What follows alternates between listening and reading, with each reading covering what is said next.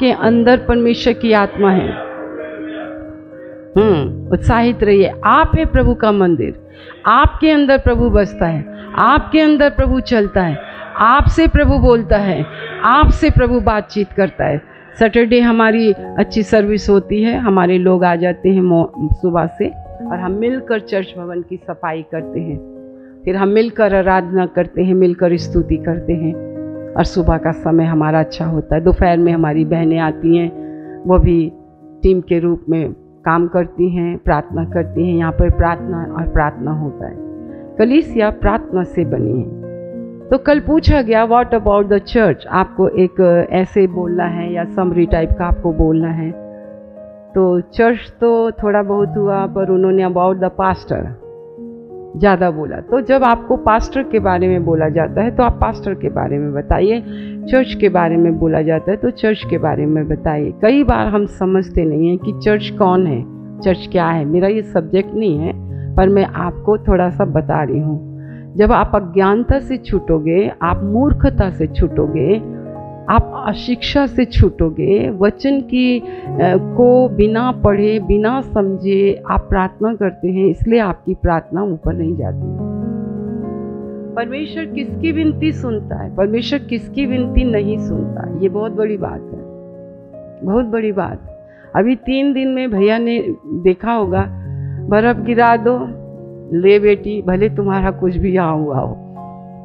आकाश नीचे आ जाए, आकाश नीचे आए, भले तुम्हारा कुछ भी हुआ हो। और मैं कहती, इतनी जल्दी सुनते हैं, इतना खुश करते हैं, इतना वो करते हैं, इतना कोई नहीं सुनता, इतना कोई किसी के करीब नहीं होता। चर्च मसीह की देह को परमेश्वर ने, आपको पता, पति और पत्नी कहा है। जो विवाहित हैं इस बात को समझते हैं। कुछ पल के लिए आप एक होते हैं और फिर तुरंत अलग हो जाते हैं, फिर उसमें कई बार नफरत समा जाती है, कई बार क्रोध समा जाता है। आप जिसके साथ हम एक हो जाते हैं, आप उससे चिढ़ने लगते हैं। इसको एकता नहीं कहते हैं। परमेश्वर ने मसीही प्रेम को जो उपाधि दी है ना, एक होना, ये सिर्फ परमेश्वर के द्वारा होता है। हम समझते नहीं है कौन चर्च है, क्या है चर्च। चर्च चुने हुए लोग हैं, अलग किए गए लोग हैं। जैसे मैंने तुमको चुना है, मैंने तुमको अलग किया है, मैंने तुम्हें नाम लेकर चुना और बुलाया है, नंबर 1। दूसरा होता है कि मसीह अपने आप को आप पर प्रकट करता है। परमेश्वर ने यीशु मसीह को अगर आप पर प्रकट किया कि आप कहते कोई ईश्वर नहीं, कोई परमेश्वर नहीं, केवल यीशु मसीह ही प्रभु है, तो परमेश्वर ने कहा मैं तुझ पर एक कलीसिया बनाऊंगा और तुझ पर अधोलोक के फाटक कभी प्रबल नहीं। आपको बताया गया, किसने बताया? मैंने नहीं बताया, परमेश्वर के लोग नहीं बताते। मुझ पर, मैं ईसाई होकर भी परमेश्वर ने अपने आप को मुझ पर एक अन्य जाति के घर में, एक मूर्ति पूजक के घर में, मेरे ऊपर परमेश्वर ने मुझे दर्शन दिया। ये मेरे लिए अद्भुत है। वो इसलिए पड़ा कि देख, ईसाई तो ईसाई हैं, परंतु देख मैं इस घर में, तेरे को तेरे घर में क्यों नहीं दिया, ईसाई घर में क्यों नहीं दिया, मैंने इस घर में क्यों दिया? क्योंकि मैं इनका भी प्रभु हूँ, मैं इनका भी परमेश्वर हूँ, मैं इनसे भी प्यार करता हूँ। इसलिए मेरे प्रियो, क्योंकि ये सेवकाई के लिए परमेश्वर मुझे तैयार कर रहा था। हमने आपसे बहुत प्यार किया। पहले तुम थे, तुमको ना प्रार्थना आता था, ना आराधना आती थी, ना प्रभु को थे।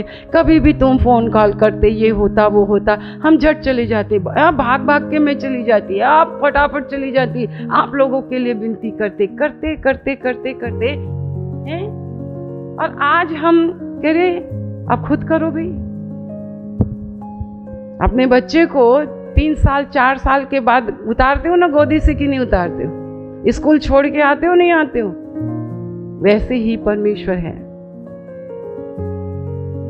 आपको खुद सीखना है। अगर आप सीखते होते तो आज आप उस वृक्ष के समान होते जो बहती नाली के किनारे लगाया गया और अपनी ऋतु में फलता है और जिसके पत्ते कभी नहीं मुरझाते।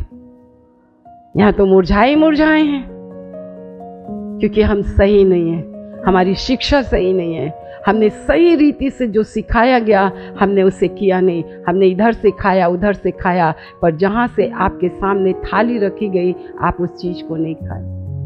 कलीसिया, चुने हुए अलग किए लोग, परमेश्वर का प्रकाशन आपको मिला कि मैं ही प्रभु हूँ, मैं ही परमेश्वर हूँ, मेरे सिवाय कोई दूसरा नहीं है। और आपने कहा तू ही प्रभु है, और आप प्रभु के पास आने लगे, रविवार आप आने लगे, तब उसका एक बहुत बड़ी है कि तुम पर अधोलोक के फाटक, मृत्यु के फाटक, नरक के फाटक। और क्या चाहिए? अपने पड़ोसी से बोलो, और क्या चाहिए? और क्या चाहिए?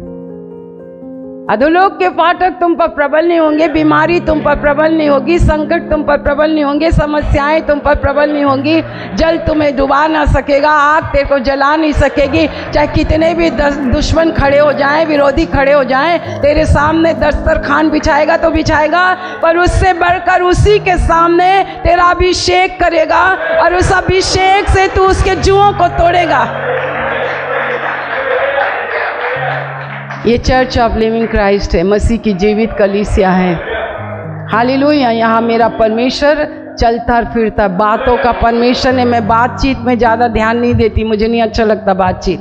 जो लोग सिर्फ प्रभु की बातें करते रहते, कुछ नहीं करते, एक चीज में नहीं हिलाते। बातें करना बंद करो। Show your power O lord our god. अपने आप को खुश नहीं करना, जीते जी मन फिरा लो और स्वर्ग के राज्य में अपना नाम लिखा लो, तो ही तो तुम्हारा भला है। Show your power my lord my god, show your power. इन विरोधियों को अपने पावर दिखा, इस कैंसर को अपना पावर दिखा, इस ब्लड प्रेशर को अपना पावर दिखा, इस शुगर को अपना पावर दिखा, इस डॉक्टर की रिपोर्ट को अपना पावर दिखा। Oh show your power lord, show your power my lord my god. मृत्यु मुझे रोक नहीं सकती है, मैं मृत्यु को गले लगा नहीं सकता हूं। मेरे प्रियो, परमेश्वर की सामर्थ को आपको सीखने के लिए आना है। ये सीखिए, आप पर अधोलोक के फाटक कभी प्रबल नहीं होंगे। आपको मालूम है परमेश्वर किसकी विनती, हमें परमेश्वर से कैसी विनती करनी चाहिए। जब आप परमेश्वर की समीपता में आओ ना, तो किसी भी प्रकार की बाधा आपके और परमेश्वर के बीच में ना हो। मैं तो पापी हूँ प्रभु, जबकि परमेश्वर यूहन्ना रचित सुसमाचार 15 अध्याय लिखा है, तुम उस वचन के कारण शुद्ध हो।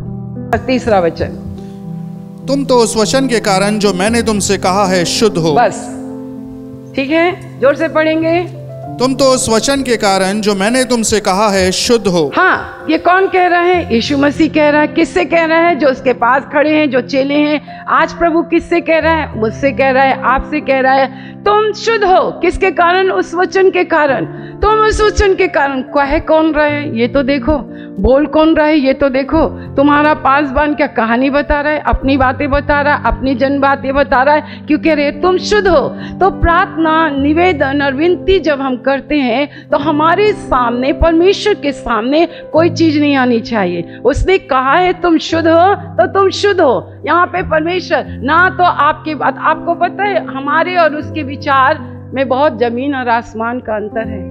वो हमें ग्रहण करना चाहता है, हमें अपने पास बुलाना चाहता है, वो हमारे लिए महिमा का कारण बनना चाहता है। परंतु मेरे प्रियो, जब कभी आप प्रार्थना करते हो तो प्रार्थना परमेश्वर की इच्छा आपकी इच्छा हो जाए, परमेश्वर की बातें आपकी बातें हो जाएं। आओ हम आपस में वाद विवाद करें। पहले तुम कहो, पहले हम कहें। पर आपने तो प्रार्थना को अलग ही बना रखा है। ये कहाँ से बातें आ गई हैं हम नहीं जानते हैं।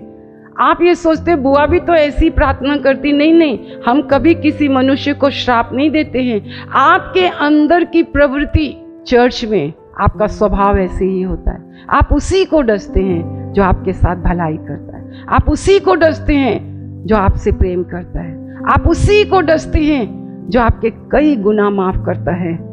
ये आपकी प्रवृत्ति है। तो हम उस दुष्ट को डांटते हैं, हम मनुष्य को नहीं डांटते, हम मनुष्य को श्राप नहीं देखते हैं। वो श्राप आप पर आएगा।